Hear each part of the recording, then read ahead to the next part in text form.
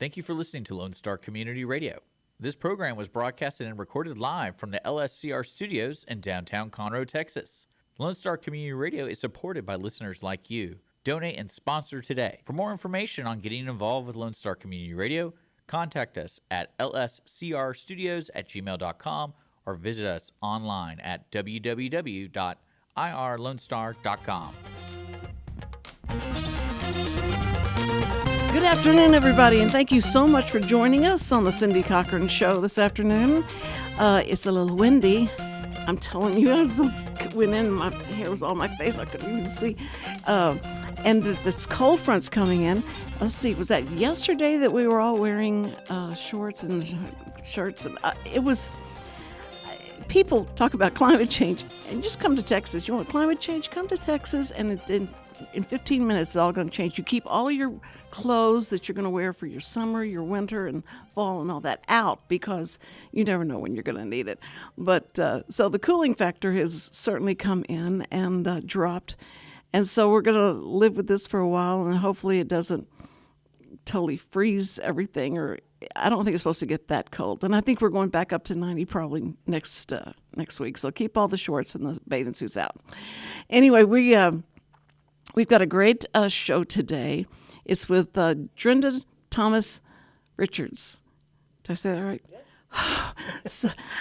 so happy. Anyway, I am going to be talking to her about my most favorite subject. I love what she's talking about Dare to Believe. And it's about dare to believe who you are really inside. And sometimes we suppress that. We don't understand who we are yet. A lot of people don't. But if you have to feel like you're living and you want to be like somebody else, and you try that all the time instead of being who you are, and believing in yourself, and God made you to be your own person and you're an individual. So she's talking about that, and she has a book out called Dare to Believe, and so we're going to talk about that and how you can listen to her on a podcast. That's one of them just came out, and then she has another one coming up. And she has a very interesting life, probably much more than most of us, and where she gets to go and walk. She walks in and walks among people that you probably would probably never meet in your lifetime, but she does. She goes out and she reaches out to people that she feels like is hurting and that needs a message of hope.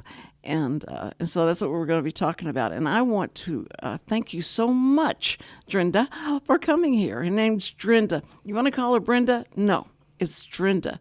And so I really appreciate you coming out. And so if you want to get as close as you can to the mic, because you're very soft-spoken. And, by reading all of your bio and stuff, you thought you're going, hey, Cindy, what's up? I'm so glad.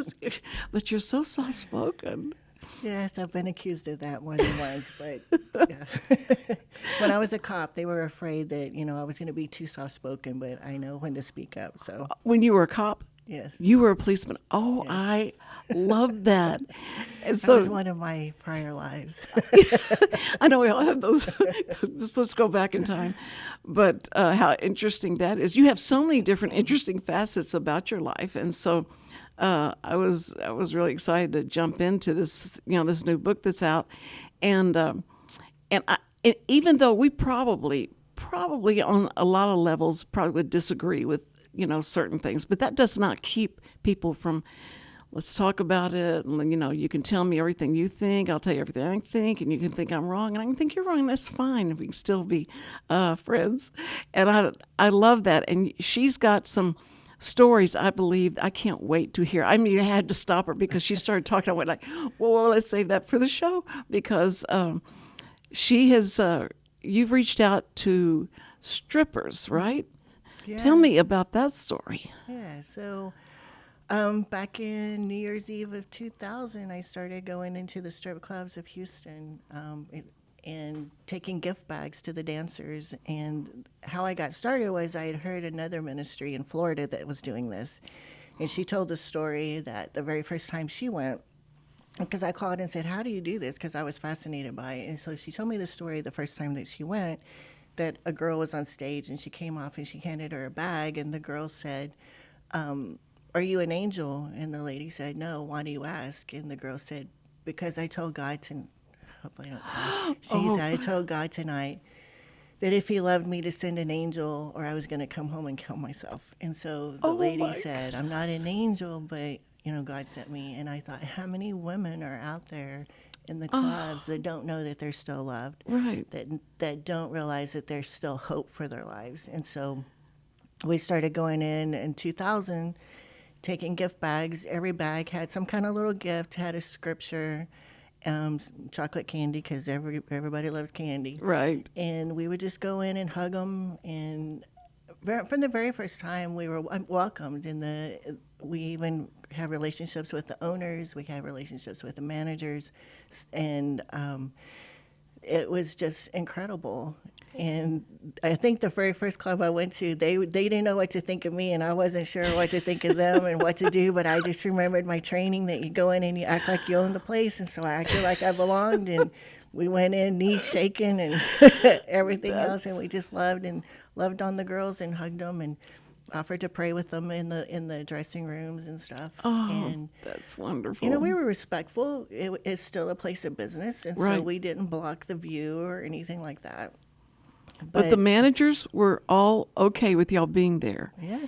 And so they didn't think that you would maybe turn these girls, and then these girls all of a sudden realize, I'm naked. I got to put leaves all over me. I don't know what to do. Well, it's funny because some of the girls would cover up when they were talking to us. But the interesting thing is that an owner took me into his office one night and told me, I'm not afraid of you, because if you take one of these girls out, I got 7 more lined up waiting ready to come come in. Yeah. Oh, did you feel like you were talking to Satan himself? That night, I always, there was a rule never to go anywhere in a club by yourself, but he had pulled me aside and pulled me into his office, and at first nobody knew where I was, and I was like, and I could see the camera, so I wasn't too worried. But there was a sense, there was a look in his eyes that night that I had never seen before or since. And it was a little scary. That's probably the only time I was ever scared. Mm-hmm. But then after that, he shook my hand and was like, you're welcome here anytime. And from that moment on, when I would come in, I'd come over and talk to him. He'd give me a hug. He'd sit down. We'd talk. It was the strangest thing, but yeah, it was amazing. Oh, that's overcoming evil with good, I think is what that's called. That is being dumb. That's so wonderful, and especially walking in and just walking in and like crashing the place and saying I'm here and I'm going to do this and give these things out. That took a lot of courage and a lot of confidence on your part. I'm sure of a big push from God, like, go on, do it. Just do it. Because sometimes the shock value on both sides is good. Yeah. And the interesting thing was, I thought we were going to go in and just be talking to the girls, but we ended up talking to a lot of the male patrons as well, and the managers and stuff. And we had one manager call me and say, I'm gonna fire this bouncer or this one of my employees if he doesn't come to your 12-step program. So I got him into a 12-step program so that he wouldn't get fired. And I mean, they would call us and stuff like that. But there were male patrons that would talk to us and request prayer, for their families, for their marriages, for their kids, whatever. And so I was like, I thought it was just to the women, but of course God's heart is much bigger and he cares about everybody. And everybody. So, then there were team members who were like, at first would be mad at the men that were there paying, but then they realized that God loves the male patron just as much as he loves the women. Right. And so it became an interesting dynamic and just another level of understanding and seeing God's heart for people. That's so true. And especially in cases like that. I remember when I was telling you about going and doing this positive thinking tour, and I had 2 other girlfriends that were we were so radical in the sense that we would go into 7-Elevens and start telling the owner that if he didn't get those pornographic magazines higher so that kids don't walk straight into the into the face. We're gonna call the authorities. And so they say, well, we can't. I mean, we can't do that.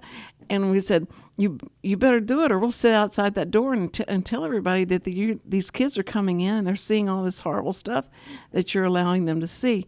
So they started putting. They would just put something like a piece of paper across something and go like, okay, well, we did that. And boy, that emboldened us. We thought, okay, righteousness, victory. And so we started walking into bars and just walked into a bar and trying to, and of course, that's not, people don't take you like that until you show them the Bible, like we want to give you this Bible. And the guys would say, well, what, I thought y'all were here to entertain or something. No, we want to try and get you to go back home to your family and be with your family and stuff. And so it was really stupid. And we never told our husbands that we were doing this because we were so afraid. Like, you don't go out at night anymore because I don't know what you're going to do. And but it was scary. And we were all shaking, because this is going to be probably all guys in there, and then we're going to try and convince them to stop drinking and to mend their ways. And it was just, I look back on that and go like, I can't believe we didn't get killed by the stuff that we were doing. And but it was a different time. Mm-hmm. I wouldn't do it today, and I'd certainly not tell that story to my granddaughter or anything like that. Somebody that would say, okay, I'll just go in and we're going to save the world. But I think that what you're doing and how you're doing it is perfect. It's not, you're not crashing in and throwing scripture at them and throwing the Bible at them. You're saying, I just want to come in and love this person and let them know how important they are. And that's really isn't that your main focus, is for people to believe, to turn inward and believe who you are and what you can do and the things that you can do and why you're so worthy because of who made you. Yeah, the book really started out as a book on prayer. It was going to be a book on prayer and learning to pray from a place of faith instead of fear. But then it obviously evolved to Dare to Remember, and it's like, I think between religion and society and culture and families, so many of us have been labeled a certain way. Right. We've had people tell us we can't do something, but we're too this. You're too talkative. You're not talkative enough. You're too much. You're not enough. Walking into the cafeteria, the mean girls, and all of, where do I sit? The mean girls look at you. Or even as a kid, parents say stuff about over the kids, and they may mean it as a joke, they may mean it as truthful, but a kid doesn't have the ability to process that. Process it, and they take it to heart. And then, as all of this stuff comes on us, we just get smaller and smaller, and we forget that when we came into this world, we were butt naked. Right. And as a baby, we could do, we thought we could do anything. As a toddler, we thought, well, the world revolves around me, Right. Anything I want, I can have. Anything I desire is mine. And somewhere along the line, we've lost that confidence, and we've lost the knowing who we were, who we are, who God created us to be in the very beginning. And because we've just been so beat up. And right. We've bought into the lies, either knowingly or unknowingly, and we're just living in a state of fear. We're people pleasers. We're afraid of rejection. We're afraid of abandonment. We make decisions based on, and we don't realize it. It's coming from a place of fear instead of confidence and knowing that it doesn't. If we fail. Did we really fail? Or is it just feedback and more data to know, okay, well, that didn't work, let's just go over here. Instead of making it this big production about, I suck, I'm a failure, blah, blah, blah. How about, okay, that didn't work, let's try this. And it's just... Exactly. Because it's... And really, if you believe the Bible, you believe in God, the Word do not fear, do not be afraid is so it's told so many times throughout the Bible, because we weren't made to be timid. That's not how he didn't make us that way, but society certainly does have an effect. And the parents that love you and taking care of you will say things that they had a problem with when they were a kid, and they're going to dump it on you, and then you have to fight to get out of that. And so what you're doing is saying that you do have the power to do that. I mean, you've always had it. It's all just waiting there for you to reach out and grab it. Yeah, just remembering who you are, and questioning those things. Because, like you said, families are like, well, none of us went to college. That's not in the cards for us. There's more month than money. All of those things, and it just becomes, and then we wonder why when we get a good job we can't hang on to our money. It's because we've got this money loop running in the back of our mind that may not even be ours. It was just passed down generation to generation, and so we have to subconsciously you're getting rid of our money because we're not the kind of people that have money, and so you're sabotaging your best efforts unknowingly. See, that's what is scary, is because like TikTok comes along, and our technology is not helping in some sense. But if you're, they said that 80% of people don't have, a confident, strong pathway that they're on, and they can, not believe everything everybody says about them. They have their own. They know their own self, and they know what they're doing and where they're going and all that. And you've seen people like that, and you can see it in their eyes. You can just see, like, okay, this person knows where they're going. I'm going to follow them because I think they'll know how to get out of the airport. I don't know how to get out of there. And it's like a dog. Somebody said, a dog stands up and starts walking like it knows where it's going. Like they're very confident. And that's what we lack so many times, because we've listened to the world. We've listened to everybody else instead of our own self. And when I was studying individuality, and came across this scientist in Japan who was going to prove that not every snowflake was different. Okay, I don't know where he got the money to, sponsor that, but he knew that there had to be, he could find different snowflakes with different formations, but he knew he could find the same, and so he could, he just wanted to debunk the belief that everything is an individual, like blades of grass. You can't compare two blades of grass.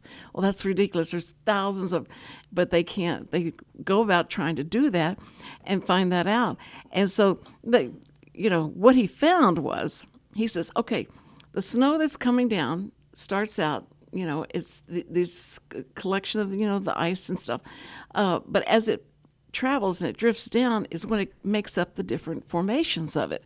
So and just like fingerprints, when they finally found out that we all have a different fingerprint, there's a reason for that. Is because when a baby is in the mother's stomach and everything's soft and their fingers are soft, they're pushing up against the stomach, and so they get their fingerprints, and they're not going to be the same. And so it was fascinating to find out whenever.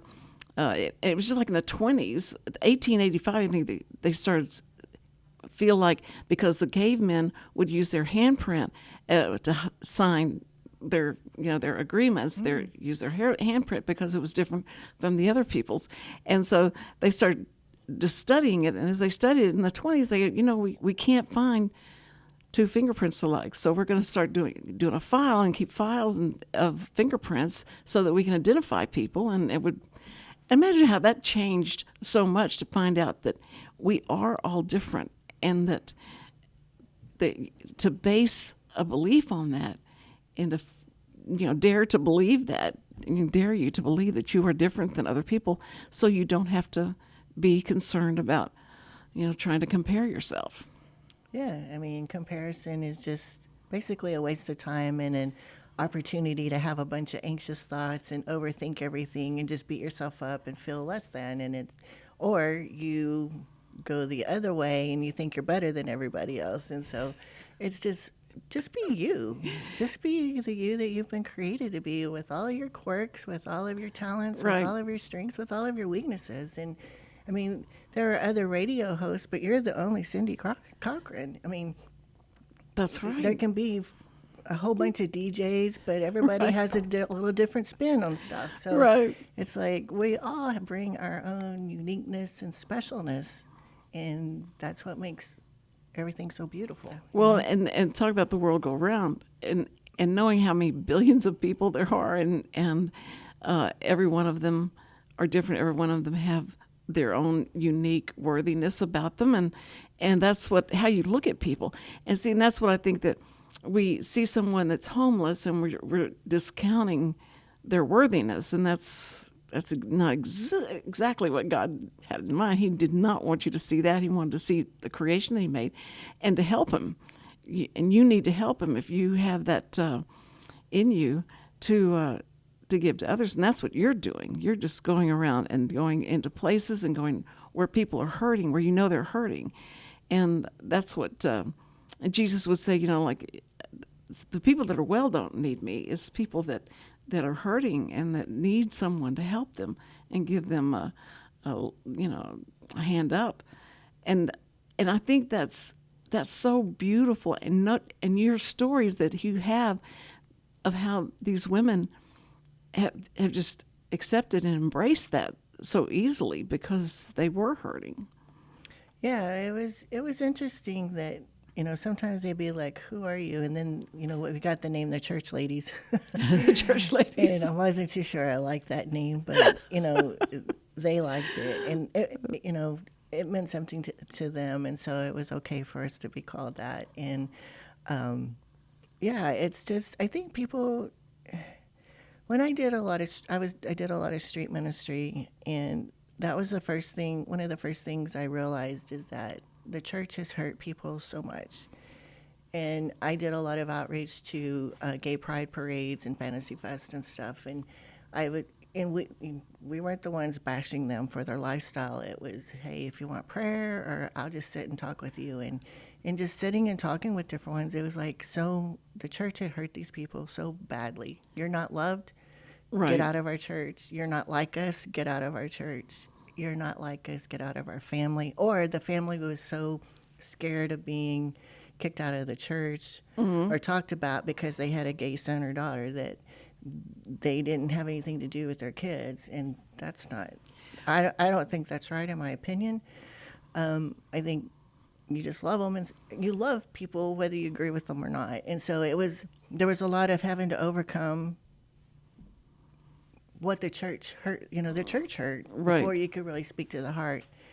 And it was just like, yeah, the church has hurt a lot of people, but God's different than the church, and God still loves you, and there's still a plan and a purpose for your life, no matter what you're doing, whether you're this or that or a CEO, it doesn't really matter. Right. God still loves you.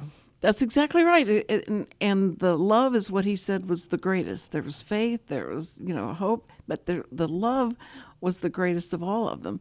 And so that separation of a feeling that you have for somebody, and that love causes action for you to do something to help someone.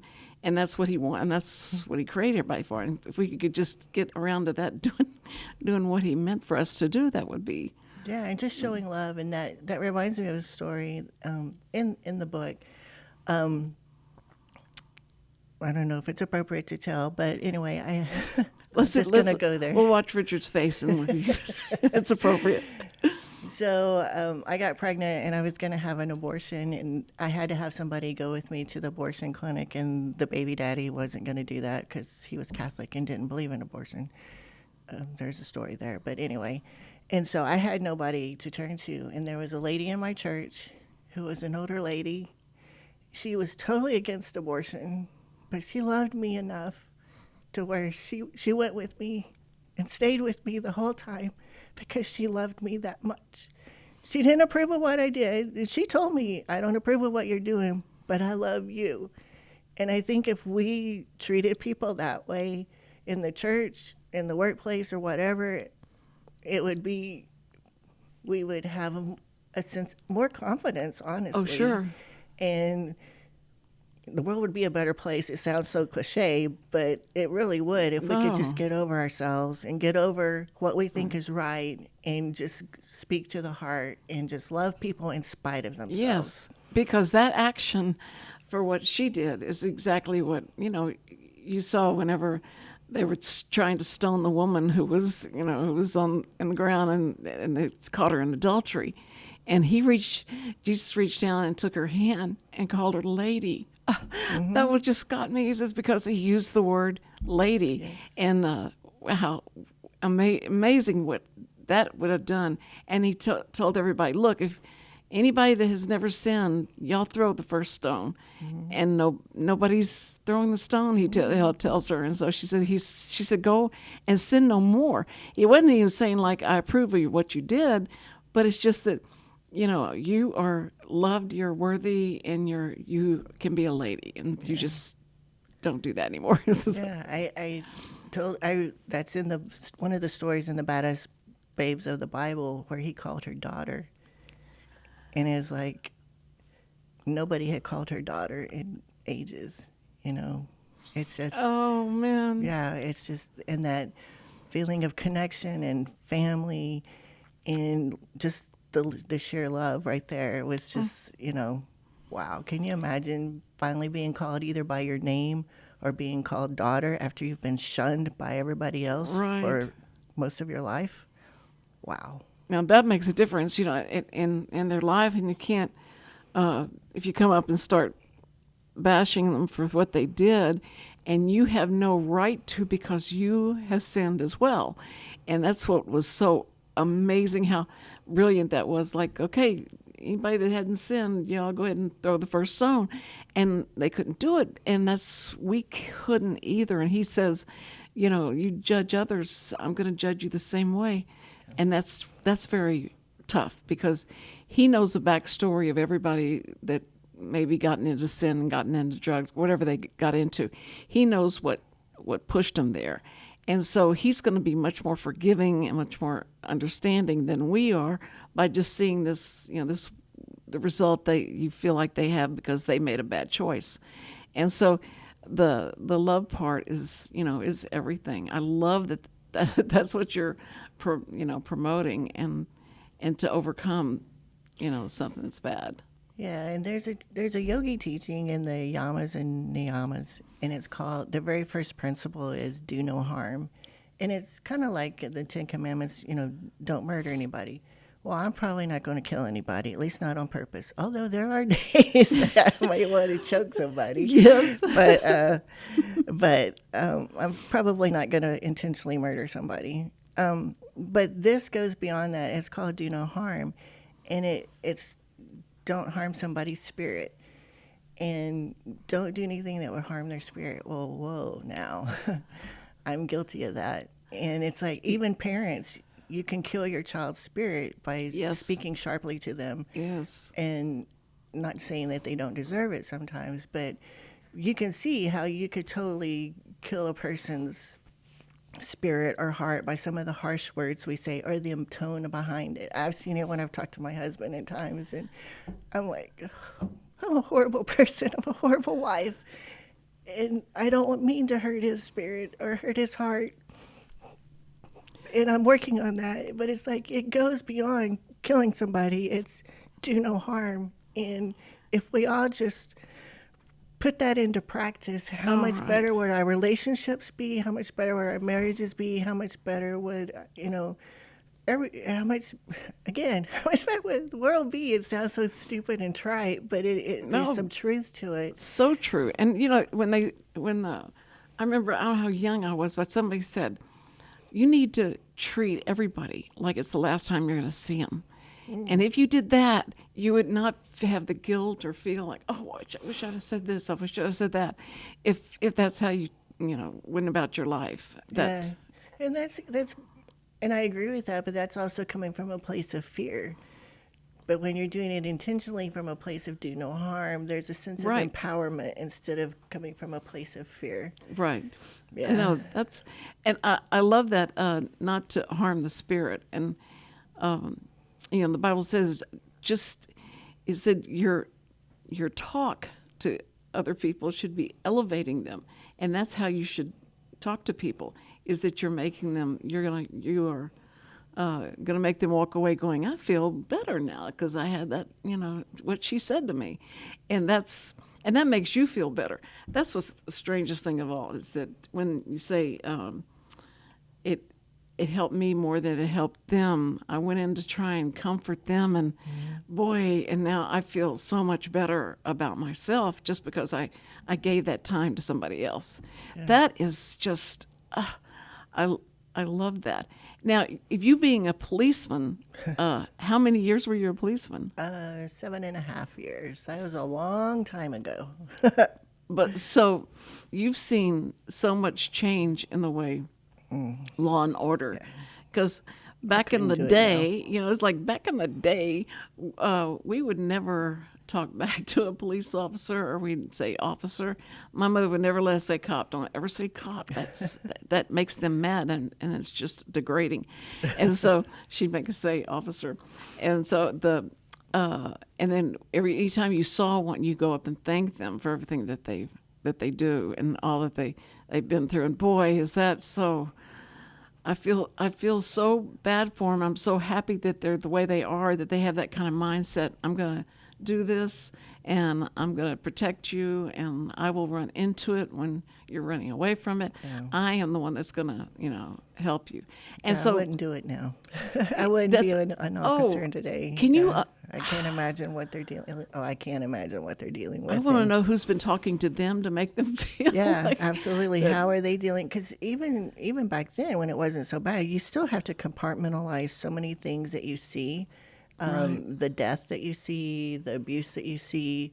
I remember my last night that I worked, and when I think about it, I was so hard that I don't want that would be a horrible story to tell about myself. But yeah, I had a very hard heart. And basically, I was glad that somebody died because it was less paperwork for me. And it's like, what? That's just so bizarre. But it's the condition of the heart, because I had compartmentalized so much. And I've repented over that, and I regret that. So please, no preaching on that. But, as a human being, what you had to do, you had to do that. You had to take yourself and take yourself, go stand over in the corner so I can get through this, because I can't. It's very impersonal. It has, you have to build the walls. Yeah. The problem is that the walls don't come down when they need to, and so it affects marriages, it affects relationships with God, with others. And I hope that the men and women in law enforcement are finding ways to effectively deal with that, safely deal with that, productively deal with that, without self-medication and things like that. Because what a job, and that's what is talk about walk a mile in my shoes kind of thing, because we'd ride with officers doing stories and doing that, and they'd have to go up. Okay, I gotta go. You're gonna have to go with me, and they take off, and you go like, "What are we going?" I don't know if I can see whatever you see all the time, and it doesn't bother you, but it would bother me terribly. But that's so they never know what they're going to be walking into, and that's what we should be so prayerful over for them, for their safety and stuff, is because they don't know. They don't know any traffic stop. Yes, the traffic stops. Even just walking up to a place, or even I remember a time when I was going to a domestic disturbance, and I was trying to figure out where the apartment was in the apartment complex, and I asked this guy where the apartment was, and he went off on me, and I was just like, "Look, dude, I'm just asking for the apartment number," And now, just asking that could get them shot. Yes, yeah. And so it's just, they do need a lot of prayer. They do need a lot of support. Yes, and every time you see a police officer or a military person, to go up and thank them, because, I feel like, because I was standing watching an officer that was at a Kroger, and he was standing there and just watching everybody, and so I went over to him. I said, "Thank you so much." And he said, "For what?" I said, "For just for being here and your presence in here and to be here." Oh, I thought maybe I knew you from somewhere. I did something for you once. Yeah. I said, "No, you do something for everybody every day." And so it's just that is. I think that's got to be rewarding if somebody just, just a small thank you, because they feel. I know they must start feeling like, nobody likes them. Yeah. And The firefighters were always the favorites, not the cops. But but on the other side, there are some who abuse their power, and they need to be disciplined appropriately. Sure.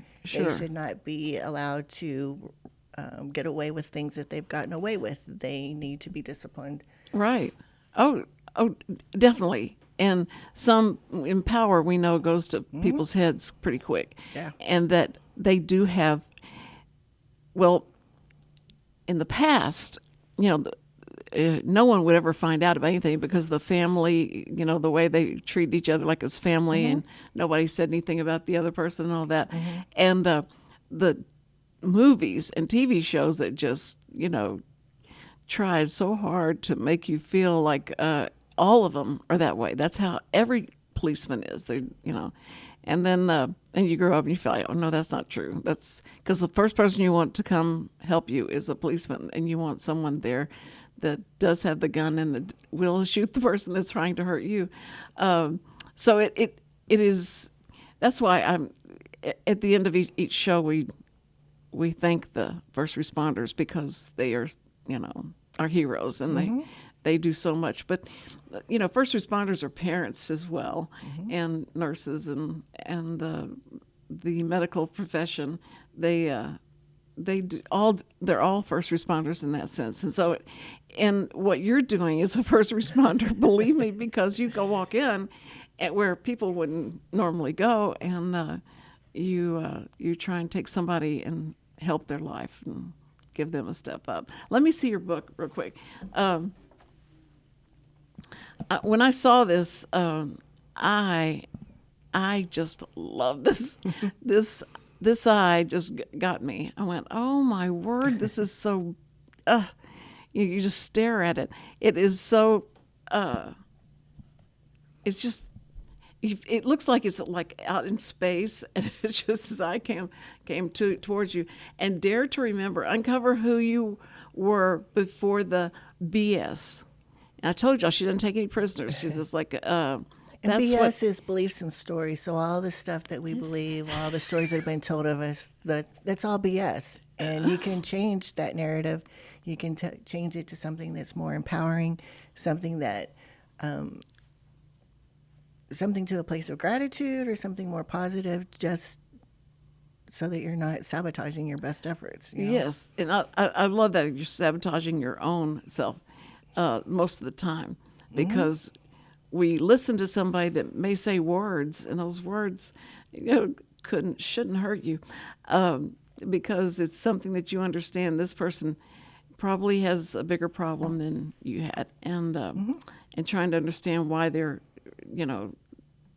going to make you feel bad about yourself is because they probably are trying to deflect anyone looking at them any closer. But and that was something that I found that really hit home with me, is that when I was judging somebody else and I was looking at another woman as, whatever, it was actually a reflection of me and so maybe she was outgoing and talkative, and I thought, she's so whatever, And it was really me wishing I could be more outgoing, or me wishing I could talk about stuff like that person. And so in judging her, it wasn't, when I thought I was judging her, it was really a reflection of me and what was going on inside of me. And then it's like, oh, whoa, then maybe I need to dial it down a little bit. Or look inside and see, ooh, what is triggering me about this person? Oh, well, she's got the nerve to speak up, and I wanted to say that, but I was too chicken. I was too worried about what so-and-so would think, but she had the nerve to say it, and so now I'm triggered by it because I really should have spoken up. I should have been the first one to say something, and I didn't. And so trying to make her look bad, it was really me. and that is such a human thing. And but if you once you get it, once you understand it, and go like, why have I been sitting in the back row? I could sit right here in the front row if I want to. It's like I can take up space. Yes, right. That's right. I am an important person here. I think that you. Well, first of all, I want to ask how do people get this? How do people get the book? It is on Amazon. It's available in paperback, Kindle, and it's on Audible. It just launched in Audible this month, and Really? I'm narrating it. Yes, it was so much fun to do that. Oh, that's awesome! Because then you keep it in your car. I love to listen to books and stuff in the car. Yeah, me too. And so, especially if every morning, you put that on and listen to such good, positive, affirmative things that that will make you feel better about yourself. There's some cuss words in the Audible version. There's some cuss because I thought BS was something else. Okay, it is, but it goes both ways. I said, I should have probably asked her, is that what she meant, or was that some kind of a code word or something? For Beliefs and stories is a bunch of BS like you're thinking. So yes, as we understand. Bull defecation. Okay, so thank you so much. You have been just such a dream. I just love talking about this, as you can well tell, and think it's so important. It's important for everybody, especially now, because how we seem so oppressed. We seem like everybody's out to get us, and we are. The fear factor has risen so much because of the crimes and stuff like that, and we watch so much TV, and so we feel like it's going to happen, to everyone. But there was this morning a raging fire all around Texas, and it's gone into Oklahoma, and my grandkids are wondering like how far does that go, and since we don't know because of how fast it went. It went crazy. So there's been a lot of homes, a lot of people that have been affected by that.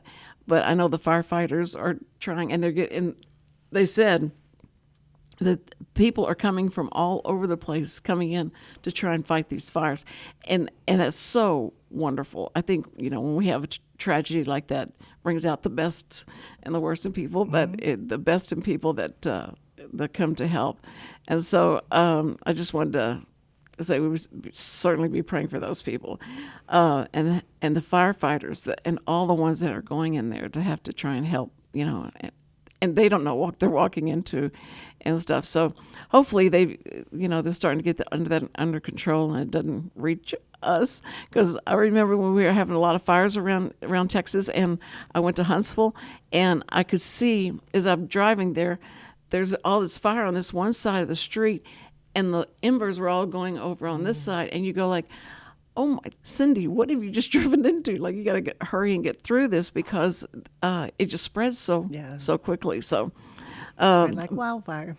yeah. So we're very fortunate that all the people that we have that are helping us and that are doing good for us. And Richard, how many minutes do we have left? We have 5 minutes left. Oh, that's like an eternity.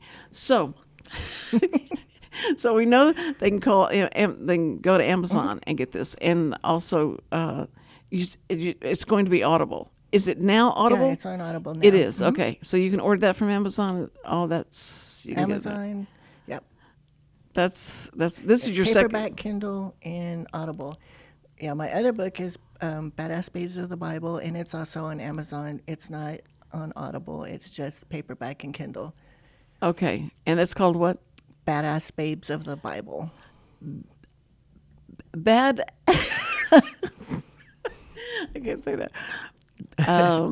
Babes of the Bible. Okay, and so that's got to be a whole thing, a whole little show in itself. It was a lot of fun to write. I had a good time writing it. Yeah. Because I had a good time writing this one too. Because there's a lot of women that certainly stood up and against the grain of what was going on at the time, and especially the way women were treated back then. Like we were talking about, like they had the worth of an animal. So we have come a long way in that sense. But I think the other is that we still have a way to go. I think. as long as there are men and women, and men have the thoughts that they have, and that how stubborn they are. Women aren't stubborn, though, right? No. That's what my husband Only always in the accused good me. way. Yeah. Only stubborn to do good. Only stubborn to bring, better life, better circumstances around for everybody. But anyway, we just enjoyed having so much. Thank you, and Thank you for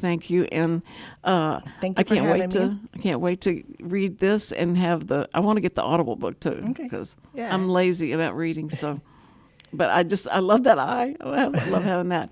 Okay, so anyway, thank you guys so much. You want to be here tomorrow because we may have a mystery guest. We don't know exactly who it's going to be, but I'm sure it's going to be interesting, even if it's Richard. So thank you so much for being here, and I wish all the comfort and the strength and everything that you can garner and helping all these people. Thank you. Thank you. I appreciate that. Drenda.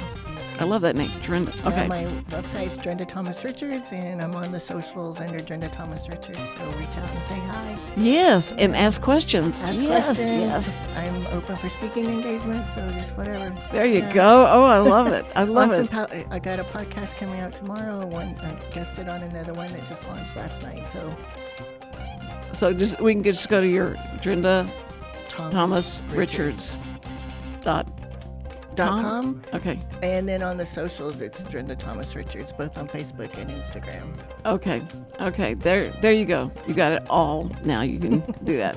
And you're all going to be better for it. Okay, so thank you so much. And we always want to thank our first responders, like we were saying, that you're very important to us. We think you are heroes, and we love you, and we pray for you. Okay, so have a good day, good night, and call somebody you love, okay?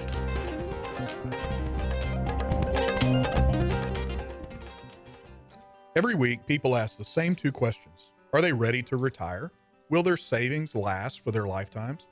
Hi, this is Chris Wootton with Wootton Financial Group.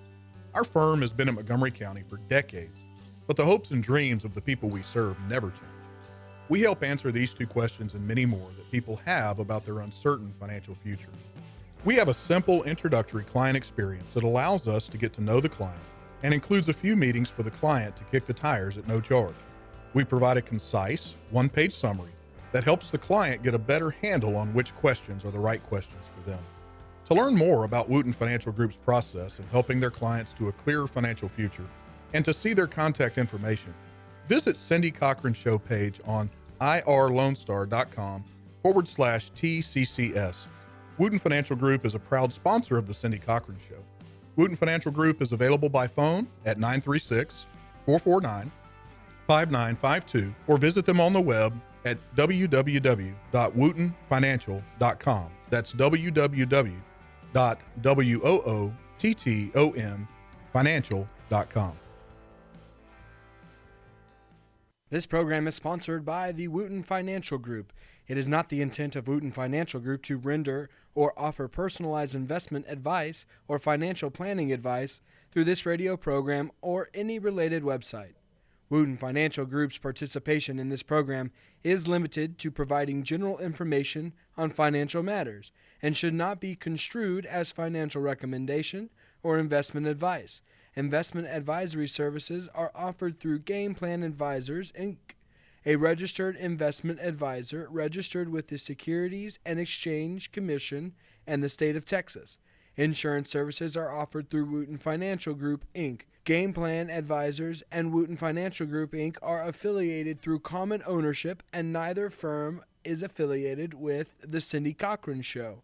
No listener should assume that any information presented and or made available on this program serves as the receipt of or a substitute for personalized individual advice from Game Plan Advisors, Wootton Financial Group, or any of their representatives. Does your company